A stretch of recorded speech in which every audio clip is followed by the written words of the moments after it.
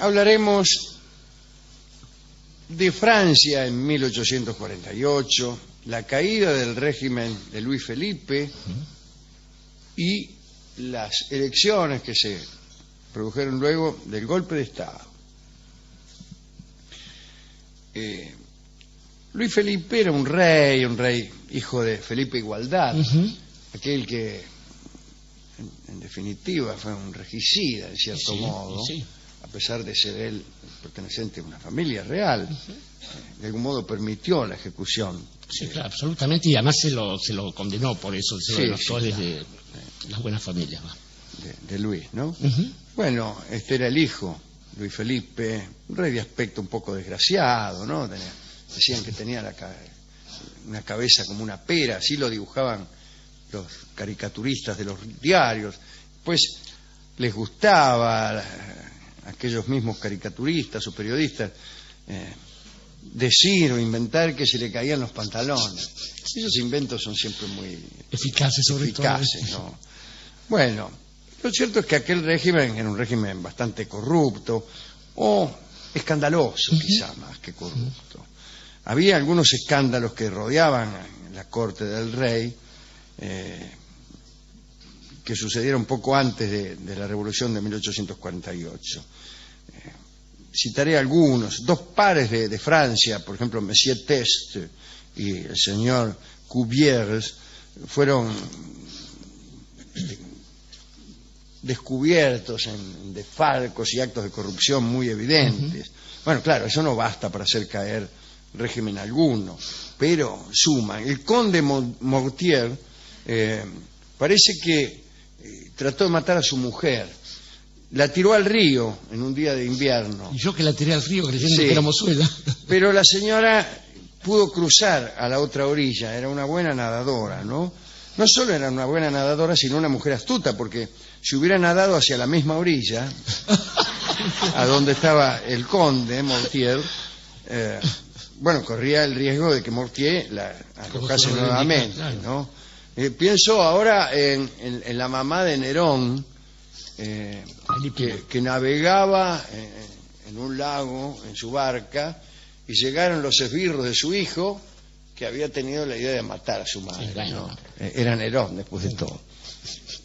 Y entonces, pues la tiraron al agua, imagínense. Y esta mujer nadó, estaba en el medio de un lago, ¿no? Y nadó hasta la orilla y se salvó nadando, como se dice vulgarmente, y no pudieron matarla. Después la mataron igual. Me parece recordar que su hijo mandó a otros esbirros, o quizás los mismos, armados con lanzas o espadas, y esta señora Agripina, por cierto,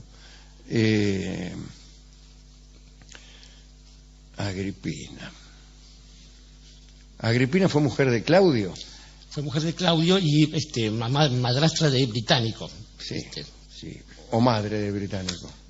Madrastra me parece que era del matrimonio anterior de Claudio. Claudio, que quiere decir el rengo, en el latín, ¿no? Está ahí. No, claro. Bueno, como quiera que sea. Les ofreció su vientre a los esbirros y les dijo, bueno, si me van a matar, mátenme de una vez porque ya estoy cansando. Bueno, no importa, sigamos con este otro asunto. Hablábamos de la corrupción del régimen de Luis Felipe, ¿no? El príncipe de Berg, que fue apresado porque parece que iba al casino con fichas que fabricaba él mismo. Grande. Ese es un emprendedor. Claro, lo hacía para no entrar en ese circuito tan enojoso de los casinos, donde las fichas las tiene que pagar uno. Después estaba el jefe de la batallón, una escuadra, Goudin, que fue herido de un tiro por hacer trampa en un escolazo. Había ido a un juego particular, no sé qué uña metió y encajaron un tiro. El magistrado Julián Dubois era interrogado por haber robado varias veces en el mercado de fruta de Saint-Germain. Bueno, ahí un lindo escándalo, un tipo que afanaba fruta en el mercado. Ahí está la corruptela del régimen de Luis Felipe personificada. El caso es que todos los personajes estaban muy ligados a la familia de Orleans. El pueblo empezó entonces a mirar con cierto odio al Palacio de las Tullerías, que era donde vivía el rey Luis Felipe. Parece que la situación se puso verdaderamente tensa.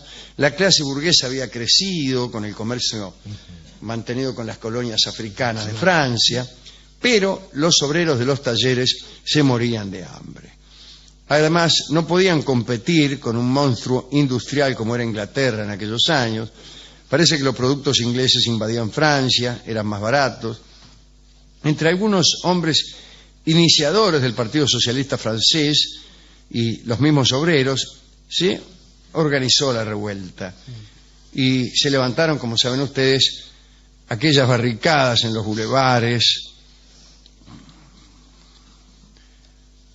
Y en determinado momento los soldados dispararon contra los obreros. Y lo que había comenzado como protesta se transformó en revolución. El 24 de febrero, a las 4 de la tarde, el rey Luis Felipe abdicó. Luis Felipe se fue de Francia y de París, dejó a Helena de Orleans y al hijo de su nuera, el conde de París, y abdicó a favor del chico, ¿no? El muchachito tenía 10 años y salió rajando.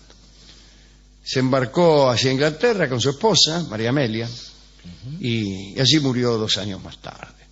Pero al día siguiente de la abdicación, el 25 de febrero, la duquesa de Orleans se presentó en la Cámara de Diputados con el conde de París. Y al principio todavía iba fenómeno, la asamblea continuaba sin tomarse demasiado en serio la revolución. Los diputados ahí reciben al chico con aplausos.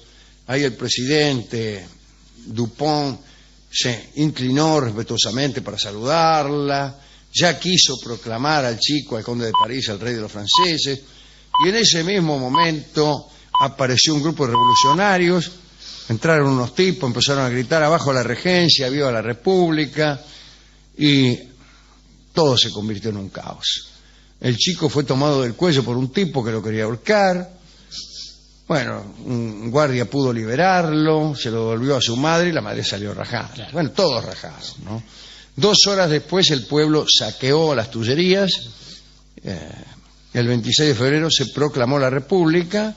Se constituyó un gobierno provisional bajo la presidencia de Dupont de l'Eure y una de las primeras medidas fue la institucionalización del sufragio libre. Libre y secreto, voto libre y secreto, pero solo para los hombres, muchachos, ¿eh? Solo para los hombres. Al comenzar el periodo electoral, las paredes de Francia, estamos hablando de 1848, se cubrieron con carteles escritos en un estilo muy llamativo de propaganda política. Propaganda política. Y tengo aquí los textos de algunos carteles. Son auténticos. No se parecen mucho a los actuales, ¿eh? Uno dice: ciudadano, animado por algunos patriotas sinceros, vengo a ofrecer a mi patria mi inteligencia, mi corazón y mi brazo. ¿Seré digno de vuestro sufragio? Esto es algo que vosotros mismos debéis resolver. Lo firmaba Luis Lagomancino, o Lagomancino, sería, ¿no? Que era del partido Lamartine. Después había muchos, ¿no? Claro. Que se hacían los humildes. Este me gusta. Aceptaré con toda humildad y con extrema desconfianza de mí mismo el difícil y soberano mandato con que tengáis a bien honrarme. Oh, qué bueno, ¿no? Son quizás falsos humildes, pero por lo pronto preferibles a los verdaderos soberbios. Un mal menor, sí. Y este texto que hemos leído lo firmaba nada menos que nuestro amigo Luis Napoleón, que desde luego estaba muy lejos de ser humilde, no hay que reconocerlo. Ahí estaba financiando la campaña y todos los movimientos de Luis Napoleón, la hermosa señorita Howard, Miss Howard, que pagó la campaña, pagó a los mejores dibujantes, autores de canciones, redactores. Bueno. pero también viajes, huidas de cárceles en la historia previa de Luis Napoleón. Entre las filas revolucionarias se pretendía convencer a todo el país para que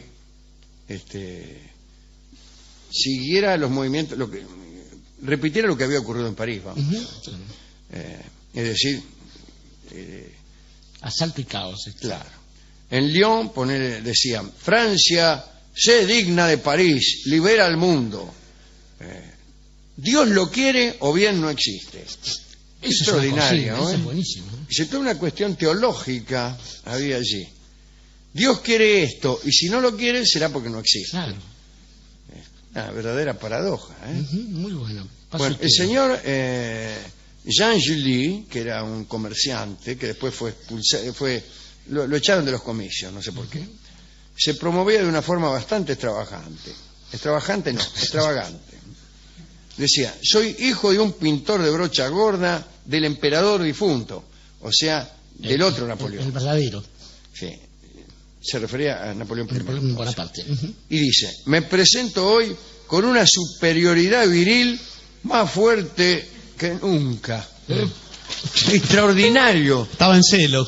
Superioridad viril. ¿Cómo sería el afiche, no? Es un inciso extraordinario. Sí. Buenas tardes. Me presento aquí con una superioridad viril más fuerte que nunca. Qué bueno. Votadme. O todo lo contrario. Sabed que de mi ardor siempre saldrá el mismo grito: ¡viva la República!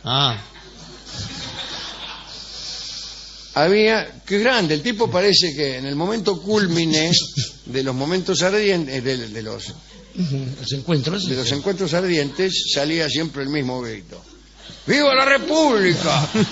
Y venían los vecinos. Y gritaba: ¡viva! Qué lindo. Había un candidato llamado Luis Cardelí, que colocó un texto destinado a los 22.000 sordomudos de Francia. Decía: necesitáis alguien que hable. Os ofrezco mi ayuda desinteresada y sincera.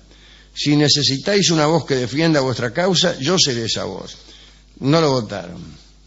Ni siquiera los sordomudos, ¿no? No lo entendieron. El ciudadano Miret, el precursor del automatismo, que pedía por la multiplicación infinita de las máquinas, y escribía: es preciso que todos los obreros sean reemplazados por perros guardianes encargados de vigilar las fábricas.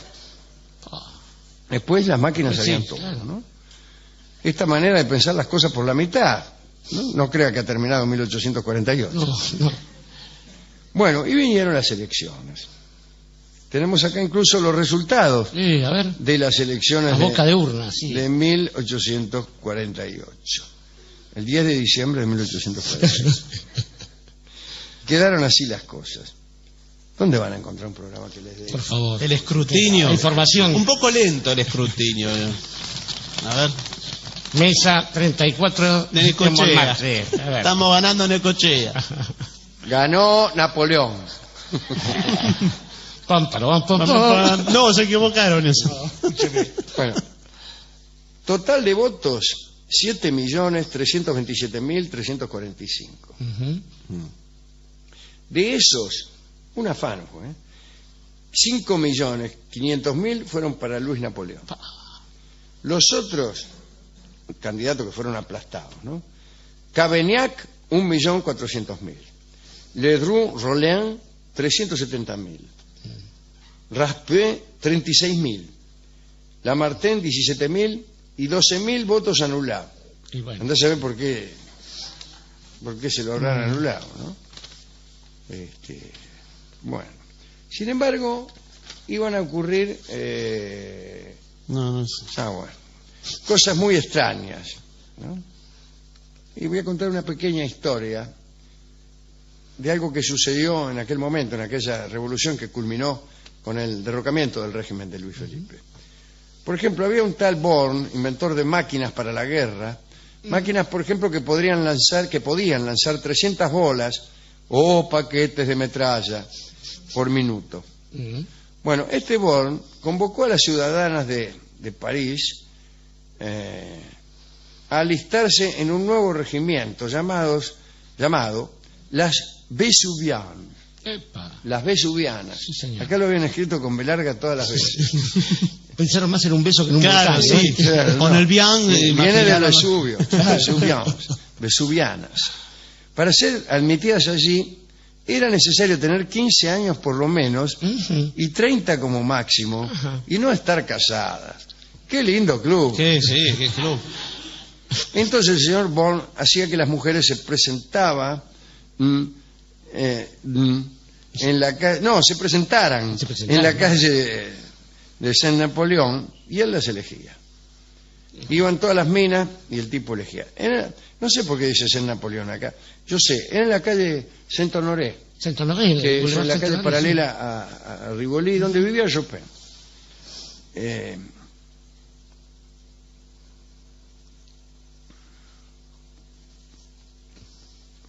Que murió ese mismo año. Tengo una más para ese año que ahora le voy a contar.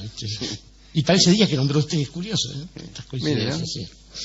Bueno, y retuvo a unas 50 minas, que constituyeron no solo una falange destinada a luchar por la emancipación de la mujer, sino también un harén.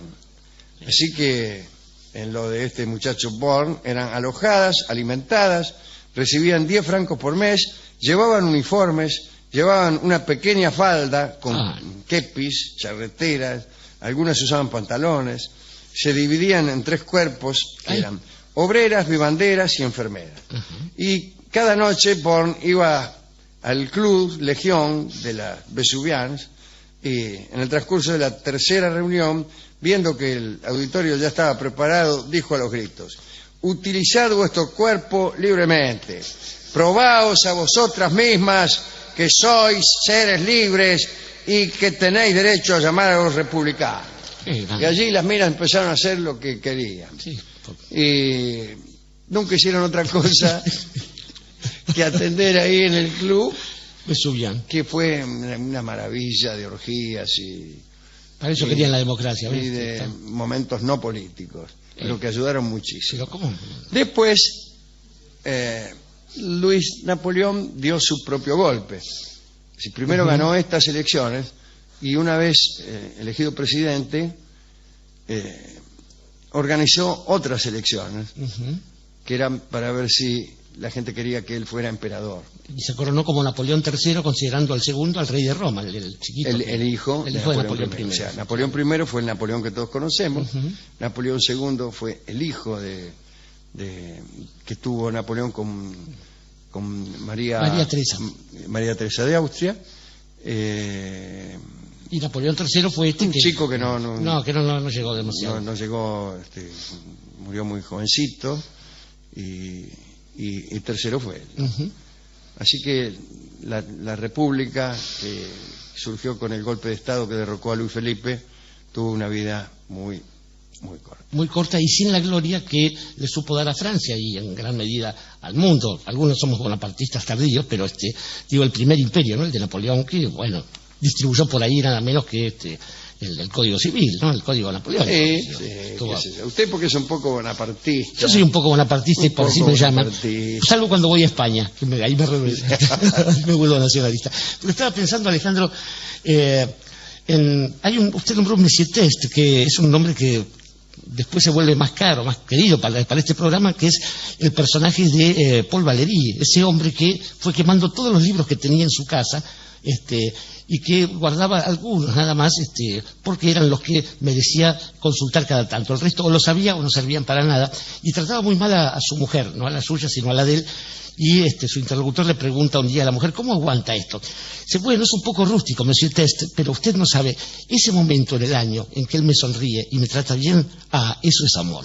No está mal, ¿no? No está mal. Y estaba pensando después, ese día que nombró usted recién, 25 de febrero de 1848, en una casa en París estaba festejando celebrándose un cumpleaños, el cumpleaños del general José de San Martín, que a la sazón decide irse para Boulogne-sur-Mer porque se está poniendo espesa la cosa. Sí. Y no le llegan a dar un libro de una librería que estaba, de una editorial en realidad, que estaba a pocas cuadras, un libro que empezaba diciendo: un fantasma recorre Europa, el fantasma del comunismo. San Martín ya estaba ciego y no lo llegó a leer. Bueno, el 17 de agosto de 1850 murió en Boulogne-sur-Mer, ¿no? Muchos años después, el 25 de febrero de 1950, nació un muchacho en la Patagonia. Pero bueno, estaba pensando que también en esos días hay varias acciones callejeras que tanto nos gustan en su relato recurrente, que son las de Los Miserables, por ejemplo. Y también, básicamente, en lo que estaba pensando después de acordarme que robot quiere decir obrero en alguna de las lenguas de otra cortina, hay un filósofo llamado André Comte-Sponville, es un filósofo de la política francesa, que dice que la cuestión para hacer política no es plantear estas cosas de los programas, sino ir suprimiendo, talando los pésimos de una sociedad. Porque ya sea la propuesta, una utopía o un régimen conservador, o sea, mantener lo que es bueno o aspirar a algo que es maravilloso, lo único que hace es hacernos perder en estas perspectivas, y lo que se puede hacer en la política real es ir callando, ir cortando la madera que se llena de espinas siempre. Es un consejo que algunos han seguido, siguiendo una escuela que va de Estados Unidos a Francia. Uno de los exportadores de estas tesis es nada menos que su amigo Thomas Jefferson, que es el inventor de esta silla de porquería en la que estoy sentado. ¿Cómo viene Jefferson seguido? Jefferson está viniendo todos los días. Va a hablar cuando hablemos de amantes negras.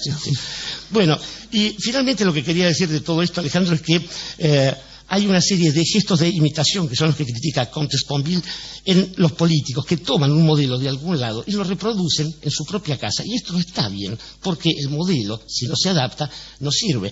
Alguna vez Enrique IV de Navarra dijo que París bien valía una misa. Y esto hace que algunos hayan pensado después que haciendo una misa podían salir de la iglesia y entregarle a su sociedad las mismas bellezas que uno puede encontrar en cualquier mañanita de Montmartre. Y Mañanita de Montmartre, tal vez por ser el único disco parisino que teníamos esta noche, es lo que tocará brevemente para nosotros su autor, don Lucio de Mare.